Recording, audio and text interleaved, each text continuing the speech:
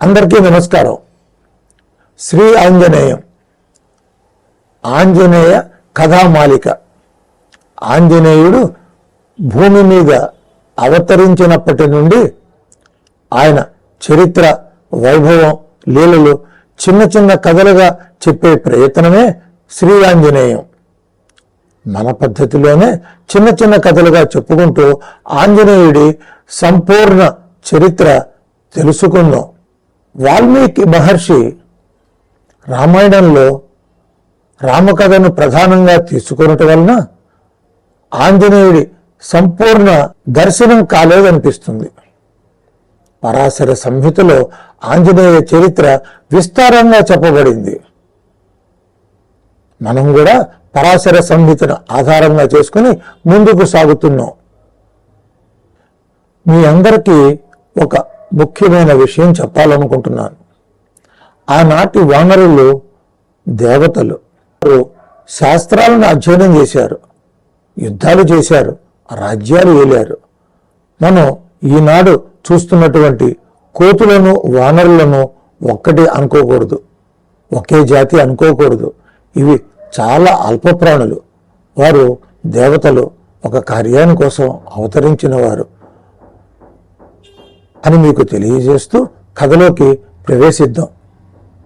ఆంజనేయ జననం. బ్రహ్మ విష్ణువులు సకల దేవతలను తీసుకుని శివుడి వద్దకు వెళ్ళారు. త్రిపురాసుర సంహారం చేసి లోకాలని రక్షించమని వేడుకున్నారు. శివుడు అంగీకరించాడు. బ్రహ్మ విష్ణువులతో సహా సకల దేవతలు తమ తేజస్సులోని కొంత భాగాన్ని శివుడికి అర్పించారు. విశ్వకర్మ అద్భుతమైన రథాన్ని తయారు చేశాడు. హిమవంతుడు విల్లుగా, వాసుకి వింటి నారిగా అమరారు. సరస్వతీదేవి విల్లుకి గంట అయింది. విష్ణువు బాణమైనాడు. ఆ బాణమునకు ములుకుగా అగ్ని నిలిచాడు. వాయుదేవుడు వాద్యకారుడుగా రథం ముందు నిలిచాడు. 4 వేదములు, 4 అశ్వములుగా అద్భుత రథం తయారైంది. శివుడు గణపతిని పూజలు చేసి ఎటువంటి విఘ్నములు కలగకుండా త్రిపురాసుర సంహారం జరగాలని ప్రార్థించి రథం ఎక్కాడు. ఒక్క బాణంతో త్రిపురాసుర సంహారం చేశాడు. శివుడికి మనస్సులో విష్ణువు పట్ల ఒక కృతజ్ఞతాభావం మిగిలింది. సాక్షాత్తు విష్ణు అంతటి వాడు వచ్చి తన విల్లుకి బాణమై నిలిచాడు, గొప్ప సేవలు అందించాడు. తాను కూడా సమయం వచ్చినప్పుడు విష్ణువుని సేవించుకోవాలని శివుడు తన మనస్సులో నిర్ణయించుకున్నాడు. శివపార్వతులు వృషభాద్రి పైన విహరించటానికి వెళ్ళారు. అక్కడ అనేకమైన వానరములు జంటలుగా క్రీడిస్తున్నాయి. తాము కూడా వానరములే మారి క్రీడించాలని వానరములయ్యారు. అప్పుడు శివుడు తనలో ఉన్నటువంటి సకల దేవతా తేజస్సుతో కూడిన తన తేజస్సును పార్వతి అందించాడు.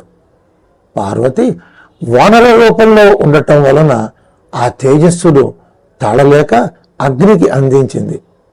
అగ్ని కూడా ఆ తేజస్సుని తాళలేక వాయువుకు అందించాడు. వాయువు ఆ తేజస్సుని మోయలేక భారంగా అవస్థలు పడుతుంటే సుకన్య అను ఒక గంధర్వ కన్య ఆయన చూసి నవ్వి వెక్కిరించింది. వాయుదేవుడు ఆమెపై కోపగించుకొనకుండా ఇది నీకు చెందుగాక అని వరమిచ్చాడు. ఆ సుకన్య మరుజన్మలో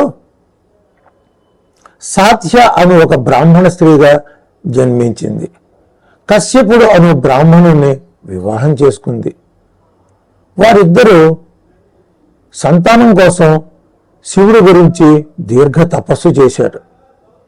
శివుడు ప్రత్యక్షమైనాడు. ఏమి వరం కావాలో కోరుకోండి అన్నాడు.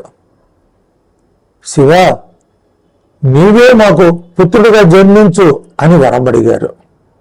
శివుడు చిరునవ్వు నవ్వి, వృద్ధులయ్యారు, వచ్చే జన్మలో నేను మీకు కొడుకుగా పుడతాను అని వరం ఇచ్చాడు. ఆనాటి ఆ కశ్యపుడు మరుజన్మలో కేసరిగా వానర రాజు అయ్యాడు. సాధ్య గౌతముడు అహల్యలకు అంజనా పేరుతో కూతురుగా జన్మించింది. గౌతముడు అహల్యలకు శతానందుడు అను కొడుకు, అహల్య అను కూతురు ఉన్నారు. అహల్య అతిలోక సౌందర్యానికి ఇంద్రుడు, సూర్యుడు మోహపడ్డారు. ఇంద్రుని వలన వాలి, సూర్యుని వలన సుగ్రీవుడు అహల్యకు జన్మించారు. వారు దేవతలైనప్పటికీ తుంటరి పని చేయడంతో వారు వానరులుగా పుట్టారు. గౌతముడు తన అనుష్ఠానం పూర్తి చేసుకుని ఆశ్రమానికి వచ్చాడు. అంజన వాలి సుగ్రీవులను చూపించింది. గౌతముడు దివ్య దృష్టితో జరిగింది గ్రహించాడు. వెంటనే అహల్యను సెలవై పొమ్మని శపించాడు. శతానందుణ్ణి జనక మహారాజు ఆస్థానానికి పంపాడు. వాలికి అంజన మీద తీవ్రమైన కోపం వచ్చింది. నీ వల్లనే మొత్తం కుటుంబం శాపానికి గురైంది, నీవు కూడా మావలే వానరమోగుగాక అన్నాడు.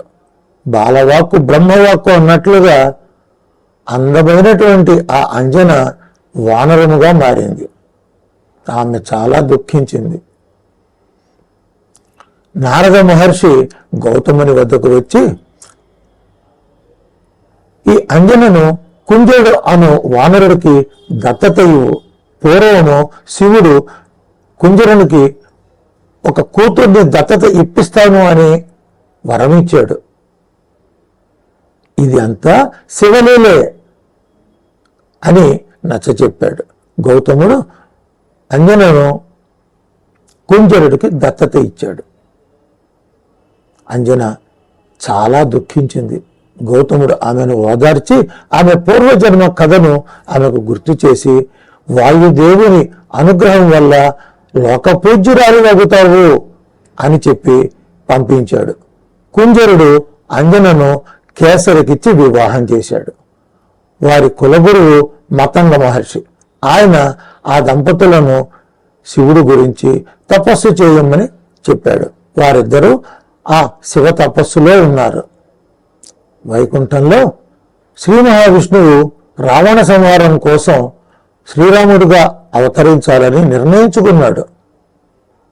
బ్రహ్మదేవుడు దేవతలందరినీ పిలిచి, మీరందరూ అప్సరసల ద్వారా వానర భల్లూక సంతానాన్ని అభివృద్ధి చెందించండి, రామకార్యానికి వారి సహాయం అవసరం అని చెప్పి ఆదేశించాడు. అప్పుడు వాయుదేవుడు తనలో ఉన్నటువంటి త్రిమూర్త్యాత్మక సకల దేవతా సహిత శివ తేజస్సును అంజన యందు ఉంచాడు. వైశాఖ బహుళ దశమి శనివారం మధ్యాహ్నం ఆంజనేయ జననం జరిగింది. ఆకాశం నుంచి పుష్పవృష్టి కురిసింది. బంగారు కుండలాలు, పట్టు వస్త్రములు, మెడలో జంధ్యంతో ఆంజనేయుడు జన్మించాడు. ఆంజనేయుని నామాలు అనంతం. కానీ 3 నామాలు ప్రసిద్ధి చెంది ఉన్నాయి. మొదటిది ఆంజనేయుడు. అంజన పుత్రుడు కాబట్టి ఆంజనేయుడు అని అనుకోవటం సహజం. అంజనము అనగా ఆప్యాయనము, ప్రీతి కలిగించుట అని అర్థం. ఆంజనేయుడు ఆనంద స్వరూపులని, అందరికీ ఆనందం కలుగు చేయవాడు అని తెలుస్తోంది. అంజన అంటే వాయు కదలుటానికి కూడా అర్థం ఉంది. అందుకని అంజన అంటే ఆంజనేయుడు అనే అర్థం వస్తుంది. రెండవ పేరు హనుమంతుడు. సంస్కృతంలో హనుమాన్. హను అంటే జ్ఞానం. హనుమాన్ అంటే జ్ఞానవంతుడు. హను అంటే సంహరించుట అని అర్థం ఉంది. సంహరించువాడు శివుడు కాబట్టి శివస్వరూపుడు ఆంజనేయుడు అని హనుమాన్ అని పేరు వచ్చింది. మూడవది మారుతి. మారుతి అనగా వాయుపుత్రుడు అని అర్థం వస్తుంది. మరుత్తులు అంటే దేవతలు. దేవతాంశ ఆయనలో ఉన్నది కాబట్టి మారుతి అయ్యాడు. రుతి అనగా దుఃఖం, మా అనగా మంగళప్రదం. దుఃఖాన్ని పోగొట్టేవాడు కాబట్టి మారుతి అయ్యాడు. మా అంటే లక్ష్మి. లక్ష్మీదేవి నిత్యము జపించే నామం మారుతి అని అనుకోవచ్చు. ఇది కాక తల్లిదండ్రులు పెట్టుకున్నటువంటి పేరు సుందరుడు అని పెద్దలు చెప్తూ ఉంటారు. అందుకే వాల్మీకి మహర్షి రామాయణంలో ఒక కాండకు సుందరకాండ అని పేరు పెట్టడం జరిగింది.